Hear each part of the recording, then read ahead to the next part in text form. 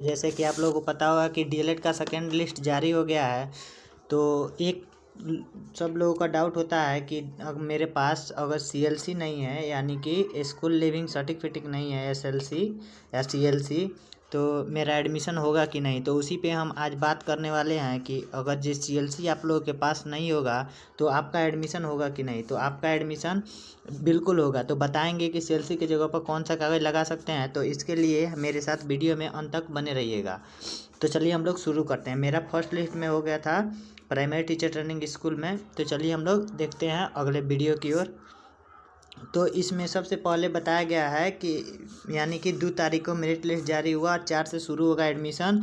अब इसमें क्या क्या लगेगा उसके बारे में हम लोग डिटेल से देखने वाले हैं। तो इसमें कह रहा है,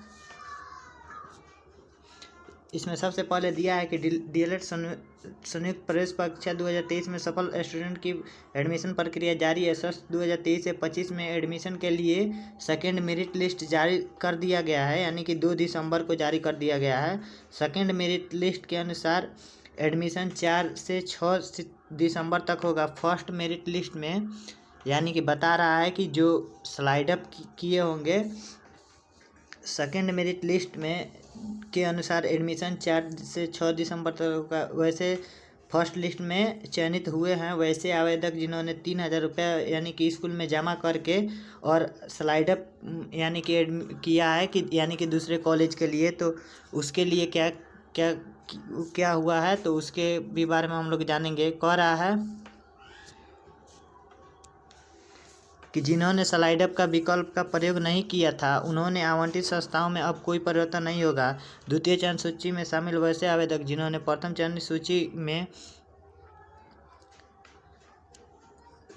में कोई स्थान आवंटित नहीं हुआ था वे 4 से 6 दिसंबर तक अपने आवंटित संस्थान में 3,000 रुपया देकर सुरक्षा राशि को मतलब कि कह रहा है कि वैसे स्टूडेंट जिसका कि मतलब कि प्रथम सूची में आ गया था नाम, ठीक है, लेकिन वो स्कूल में एडमिशन ले लिए, स्लाइड अप नहीं किए हैं, तो उनको उसी कॉलेज में यानी जाकर एडमिशन लेना पड़ेगा। और जो स्लाइड अप कर दिए हैं उनका इस लिस्ट में आया होगा।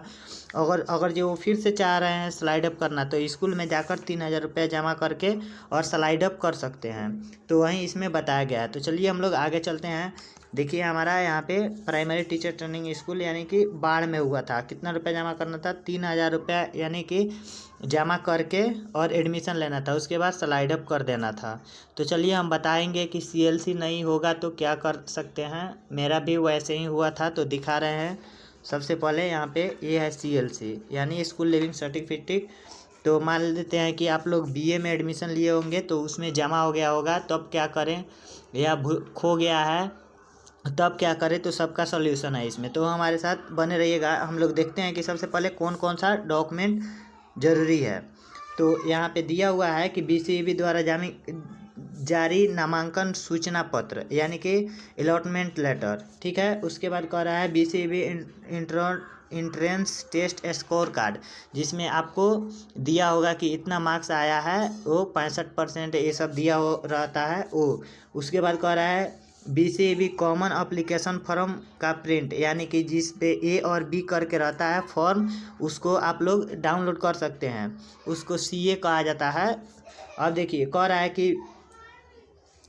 रहा है कि बीसीबी एंट्रेंस एग्जाम एडमी कार्ड, जो आप लोग एडमी कार्ड मिला था जो लेकर के यानी कि डीएलएड एंट्रेंस एग्जाम देने गए थे, वो भी लगेगा। उसके बाद कह रहा है कि 10वीं बोर्ड हो या फौकानिया उर्दू से होता है या संस्कृत से कोई भी किए हों तो उसको यानी अंक पत्र लगाना है। और उसके बाद मूल प्रमाण पत्र यानी प्रोविजनल सर्टिफिकेट लगाना है। उसके बाद कह रहा है कि इंटर मौलवी यानी कि इंटर होता है या उर्दू में मौलवी होता है, उसकी परीक्षा का अंक प्रमाण पत्र और मूल प्रमाण पत्र यानी प्रोविजनल और मार्कशीट इसमें लगाना है। उसके बाद सबसे बड़ी बात है अंतिम शिक्षण संस्थान में निर्गत विद्यालय प्रतिज्ञा पत्र या सीएलसी स्कूल लिविंग सर्टिफिकेट लगाना है। तो इसके लिए अगर नहीं होगा तो क्या करना है वो भी बताएंगे, वीडियो में बने रहिए। उसके बाद कह रहा है माइग्रेशन प्रोविजनल प्रमाण पत्र, बिहार विद्यालय परीक्षा समिति अतिरिक्त अन्य बोर्ड से इंटर या अंतिम योग्यता उत्तीर्ण हो। मतलब कि कह रहा है कि अगर आप दूसरे बोर्ड से होंगे तो माइग्रेशन लगा देंगे तो सही रहेगा, ठीक है, और नहीं होगा तो भी कोई बात नहीं है। उसके बाद है आरक्षित कोटि के लिए जाति। अगर जो आप SC ST से आते हैं तो आप लोग जाति लगाएंगे, या EBC से आते हैं तो जाति लगाएंगे तो छूट मिलता है। उसके बाद कह रहा है बिहार राज्य में निर्गत आवासीय प्रमाण पत्र 1 वर्ष से अधिक पुराना ना होना चाहिए। अन्य राज्य के निवासी होने पर नामांकन नहीं लिया जाएगा।